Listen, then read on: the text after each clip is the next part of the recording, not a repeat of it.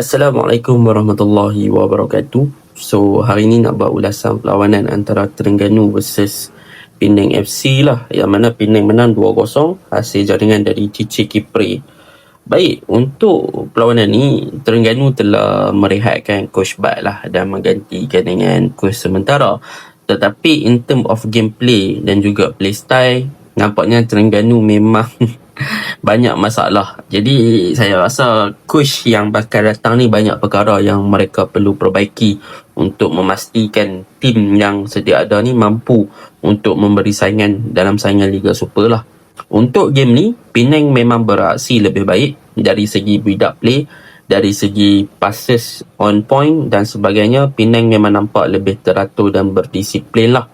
Manakala untuk Terengganu pula, banyak build up play yang mereka lakukan dari bawah sebenarnya gagal apabila Penang melakukan high pressing ataupun tekanan yang sangat tinggi kepada barisan pertahanan pasukan Terengganu yang cuba untuk play from the back ataupun bermula build up dari bawah lah. So bila kena pressure, memang pasukan Terengganu tak boleh nak cope dan tak boleh nak keluar daripada tekanan tersebut, menyebabkan mereka banyak kehilangan bola. Dan untuk game ni juga, Terengganu banyak melakukan back passes ataupun banyak passing ke belakang dan akhirnya tengoklah hasil passing ke belakang kepada Syed Nasrul Haq, goalkeeper Terengganu.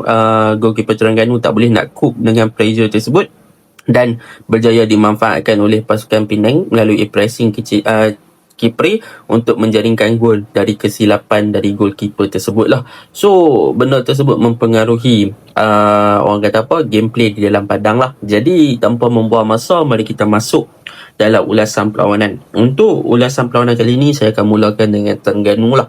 Apakah permasalahan yang ketara yang kita boleh lihat untuk pasukan Terengganu? Yang pertama adalah dari segi build up play mereka yang cuba nak play from the back, yang mana bila mana mereka nak bermain dari bahagian bawah ni, kena ingat dia ada risiko, yang mana risiko dia bila kena tekan ataupun kena pressure, kena press, mereka tak boleh nak gelabah ataupun tak boleh nak terlalu cepat untuk keluarkan bola dengan clearance ataupun dengan passing ke belakang dengan cepat lah. So benda tersebut telah mempengaruhi bila mana pasukan Penang terapkan high pressing, mereka tak boleh nak cope, tak boleh nak absorb that pressure, mereka menyebabkan melakukan kesilapan mudah. Jadi kalau kita lihat daripada segi play from the back ataupun build up phase mereka yang pertama nak bermain dari bawah ni, mereka tak berjaya melepasi pun bahagian tengah pasukan Penang. Sebaliknya mereka hanya bermain di kawasan sendiri, lepas tu mereka akan kehilangan bola bila ditekan oleh pemain pasukan Penang. So kelemahan pertama yang ketara, memang mereka tak boleh absorb pressure dan mereka tak boleh nak bermain daripada bahagian bawah pun. Mereka tak boleh nak main short passes, mereka tak boleh nak main 1-2 dan kesilapan mudah menyebabkan mereka dihukum. Itu yang pertama. Yang kedua, kalau kita lihat untuk kualiti bahagian tengah pasukan Penang, kena ingat bila nak main daripada bahagian bawah, mereka kena ada pemain pertahanan yang ada capability untuk bermain sebagai ball playing defender, dan mereka kena ada backup yang bagus daripada mereka punya midfield. Dan untuk midfield game ni mereka letak Kyo Min Oh dan juga Engku Syakir bermain dengan sistem double pivot, tetapi kedua-dua player ni tak boleh memberi supporting play yang banyak kepada backline pasukan Terengganu sewaktu mereka nak play from the back. So mereka tak banyak bagi support. Pasukan Terengganu hanya boleh sampai dekat Syarul Nizam ataupun sampai dekat Ubaidullah ataupun sampai dekat Diego Landi sahaja. Lepas tu bola akan hilang. Mereka tak berjaya masuk dekat second layer dekat midfield pun. Sebab apa? Sebab Engku dan Kemio tak boleh memberi coverage dan juga support untuk drop, untuk collect the ball pada bahagian bawah ataupun membantu dalam fasa build up. Itu yang kedua lah.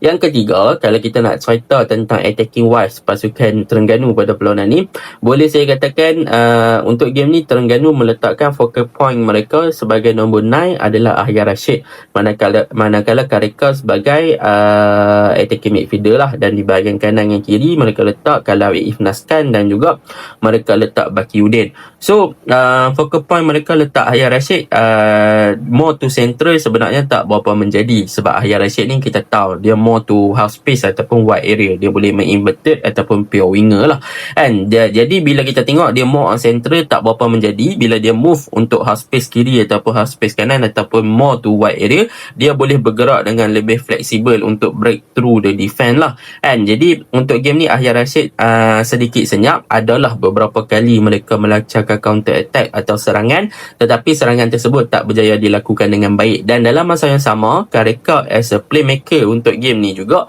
tak menjadi. Yang mana Carricker untuk dia keluarkan creativity, apa yang dia nak cipta untuk menyerang dan sebagainya, memang tak nampak macam mana mereka selalu bermain sebelum ni. Jadi perkara begini sebenarnya efek selepas mereka keluarkan Nurilo lah. Selepas Nurilo berpindah, mereka masih lagi belum mendapatkan pengganti Nurilo. Bermaksud squad depth Terengganu untuk persiapan Liga sebenarnya ada masalah untuk mereka ganti player yang berkualiti untuk bermain di posisi Nurilo lah. Dan untuk winger pula, Kalaif Naskan dengan Bakiuddin Syamsuddin, mereka berdua boleh saya katakan Kalaif dengan Baki yang lebih nampak dalam game ni berbanding Kalaif. Tetapi di second half, Bakiuddin yang dikeluarkan dengan membawa masuk Sam.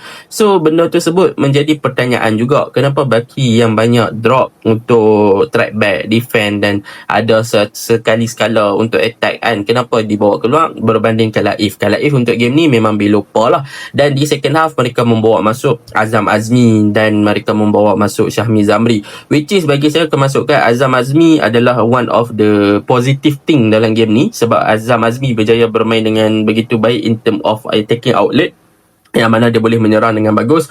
Dia berjaya create combination play dengan Yahya Rashid 1-2 passes kan, yang bagus. Tapi sayang Syahmi Zamri pula gagal. So the point is sebenarnya Terengganu sekarang mereka memerlukan pengganti kepada Nurilo, mereka memerlukan pengganti kepada Mabela untuk striker, dan mereka perlu utilize the potential of mereka punya player sendiri. Sebab capability ataupun kualiti yang ada pada player-player Terengganu ni sebenarnya memang kualiti grade A+. Tapi bagaimana seorang coach untuk develop dan juga orang kata apa, keluarkan the true potential untuk pemain-pemain Terengganu ni, mungkin mereka perlukan coach yang lebih tepat lah. Sebab in term of kualiti saya tak menafikan memang kualiti pemain Terengganu yang lebih bagus lah. Dan untuk midfield pula, Akram Mahinan semalam masuk, nampak okey lah sikit midfield daripada letak Kyomin O dekat di situ kan.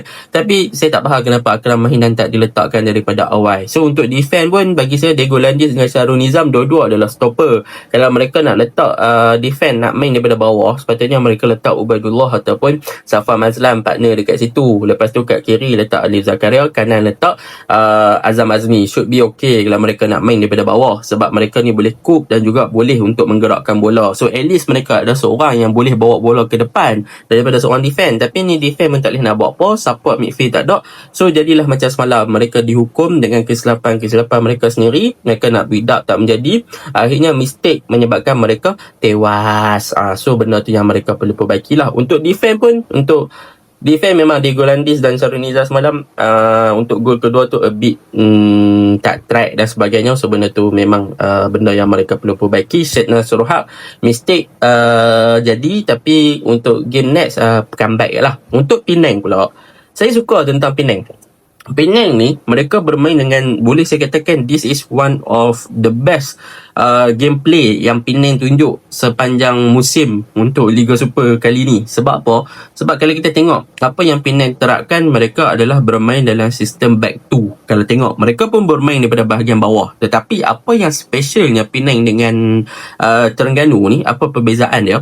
Penang dia sentiasa meletakkan Brundo di bahagian 2 center back mereka sewaktu mereka play from the back. So Brundo akan drop deeper untuk berada di bahagian tengah kat sini untuk menjadi connector. So senang Fat Obilo dengan Khairul Akmal nak passing kepada Brundo, dan Brundo akan sentiasa menjadi orang yang jadi player yang connect daripada bahagian bawah ke midfield line. So benda tu yang menjadi benda positif. Dan dalam masa yang sama, Brundo juga akan dibantu sama ada oleh Fidaus Sayadi ataupun OJ Potoria, yang mana mereka akan masuk inverted, masuk ke tengah untuk memberi support kepada Brundo untuk open the game. Dan dalam masa yang sama, mereka push mereka full back. Kalau tengok right back mereka game semalam Cia Rohan, dan di bahagian kiri adalah Adi Raub lah, yang mana kedua-dua ni mereka akan naik covering on the wide area, dan dalam masa yang sama kalau mereka dah berada di kawasan yang lebih atas ataupun lebih tinggi, apa yang mereka buat kepada winger, kalau kita tengok kepada si Povat, dan kalau kita tengok kepada Firdaus Sayyadi, Firdaus Sayyadi main kat kiri juga, dia main